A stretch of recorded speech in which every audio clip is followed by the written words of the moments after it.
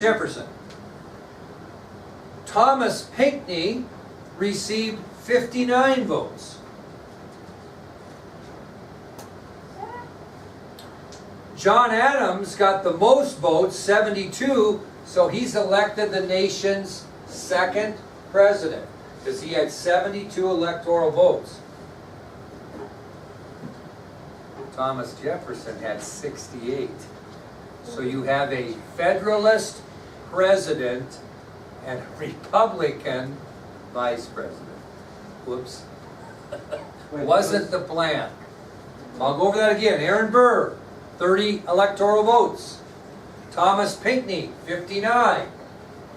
John Adams wins the election with 72. However, Thomas Jefferson, the Republican candidate, received the second highest of 68 and is going to be elected vice president. So you're going to have a president and a vice president from opposing parties. And when you see the difference in philosophy between the two parties, wow. Now, it was after this election that it was an unwritten law that voters were expected to vote for one party or another. Now, when you go vote in your election now, do you have a choice of separating those two? Could you vote for Donald Trump for president and the Democratic candidate for vice? No, they're on the same ticket. You vote for one, you vote for two. And that wasn't the case in this election. It wasn't the case at all. And now you've got a bit of an issue. Okay? This would be like having Donald Trump president and Hillary Clinton vice president. No, seriously, it'd be very similar to that. That's how far apart their philosophies would be. Okay, that'll take us to our next subtopic, which is on the verge of war with France. We settled our differences with Great Britain, didn't we? Kind of forgot about France. On the verge of war with France.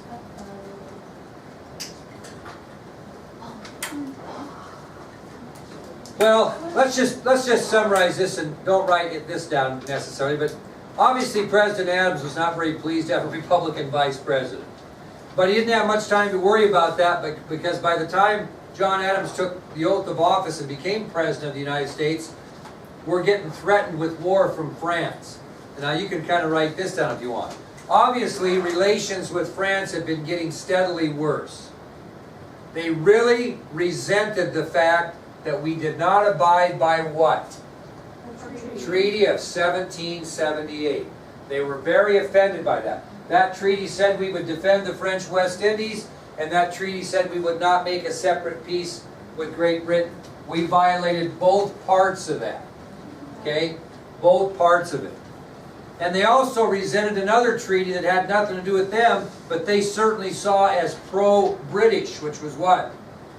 What treaty did we sign? No. What treaty did we sign? Jay's Treaty. They saw Jay's Treaty as an awful pro-British stand. So relations were bad. They were mad about the Treaty of 1778. They were mad about us signing Jay's Treaty with the British. And they were really mad and resentful because they had come and saved our bacon during the Revolutionary War. I mean, you can kind of see why they were mad, can't you? You can certainly see it. Now, President Adams, and we're no better shape militarily now than we were when Washington was president, he's got to be the guy to negotiate ourselves out of a war with France because we can't afford one with them either. Okay? That takes us then to a real interesting subtopic, the XYZ affair. The XYZ affair. Huh? I don't know. I'll tell you why. You're going to find out. Well, what is Adams going to do to try to avoid war with France? He's going to try to negotiate. So early in 1797, he sends 3 prominent American diplomats, including James Monroe, to France to try to reach an agreement with that country because we do not want to go to war with France. So again, early in 1797, President Adams sends 3 prominent American diplomats. One of those, James Monroe, who's going to become what? Future president, okay? And he sends those people to France, and they try to reach an agreement with that country. Well, they arrive in France, and they are met privately by 3 French diplomats. So the American diplomats, including James Monroe, get over to France, and they sit down, and they're met by 3 French diplomats. And they would only identify themselves as X, Y, and Z. Now, Julie, if they would identify themselves as A, B, and C, then we'd be talking about the ABC affair. But they identified themselves as X, Y, and Z. Negotiate. Okay? So, listen up. Monroe and the other American diplomats arrived in France. They were met privately by 3 French diplomats, and these diplomats would only identify themselves as X, Y, and Z. Now, this wasn't a negotiation. These 3 French diplomats gave these American representatives ultimatums. Ultimatums, big difference.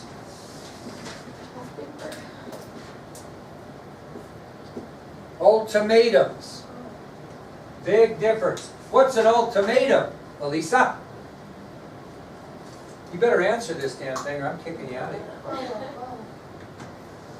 I just gave her an ultimatum, didn't I? Like forced options. Forced options. I just gave her an ultimatum. You better do this or else. It's no choice.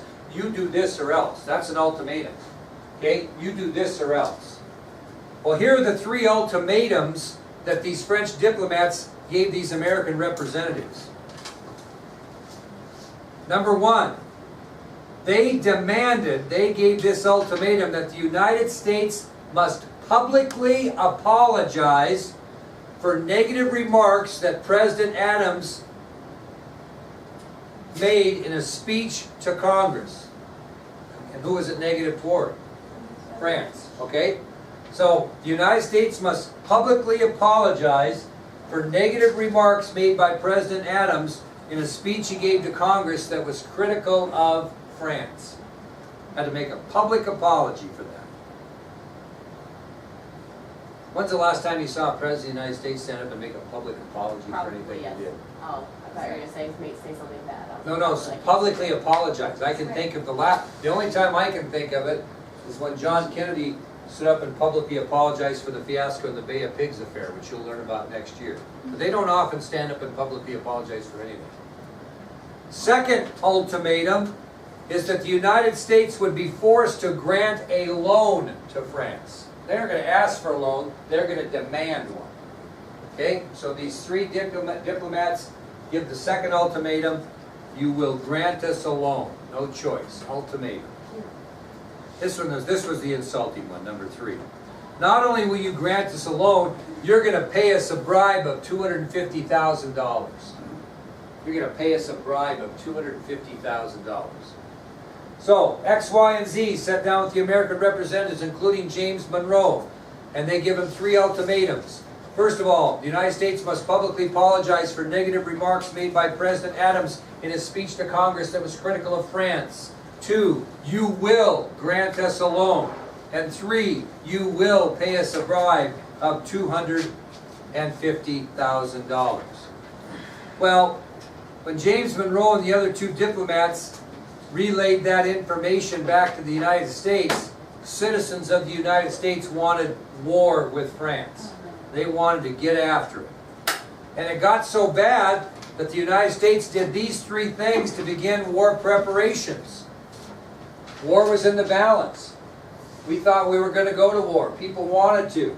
And the United States even began war preparations. And by what they did is they created the Department of the Navy, which would go underneath the Department of War at that time. Yep. They created the Department of the Navy. Second thing they did is they began to build warships and fortify our harbors.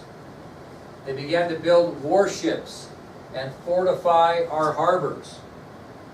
And obviously the last thing they did is they strengthened our army, our military. So when the American diplomats get back and explain to the country the 3 ultimatums. People in the United States want to go to war. And the United States begins war preparations. They create the Department of Navy, they build warships and fortify harbors, and they strengthen the Army.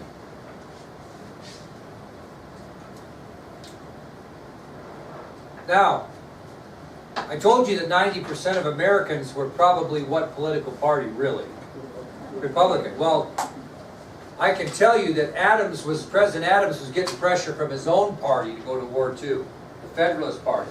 A lot of people in the Federalist Party were saying, we got to fight back here.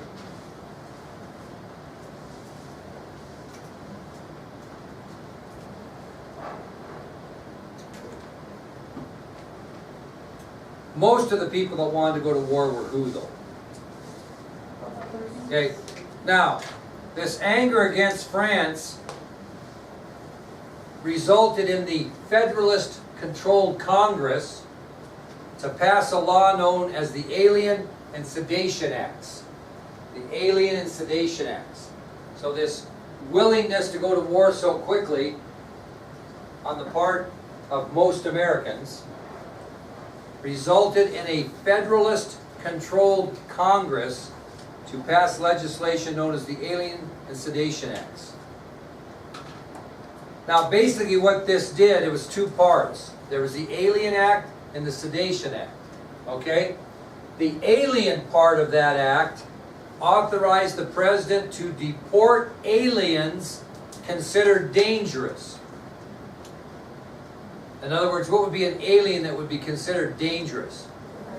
Somebody that supported war in the United States and was too boisterous about it. Anybody that would be contributing to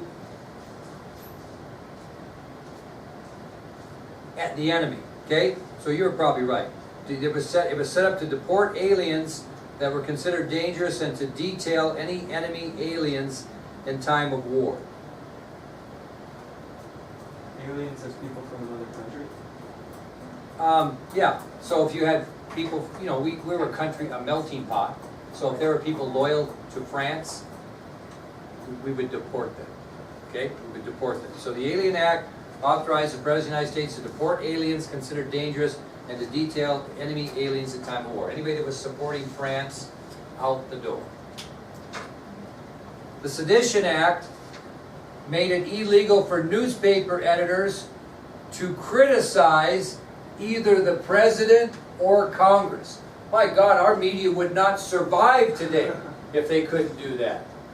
So the Sedition Act basically made it illegal for any newspaper editors to criticize either the President or Congress. Well, who did these two laws really irritate? The common man and the media, newspaper editors. They could be sent to prison if they wrote something bad about the President or Congress. So this was really an odd law that violated a lot of what?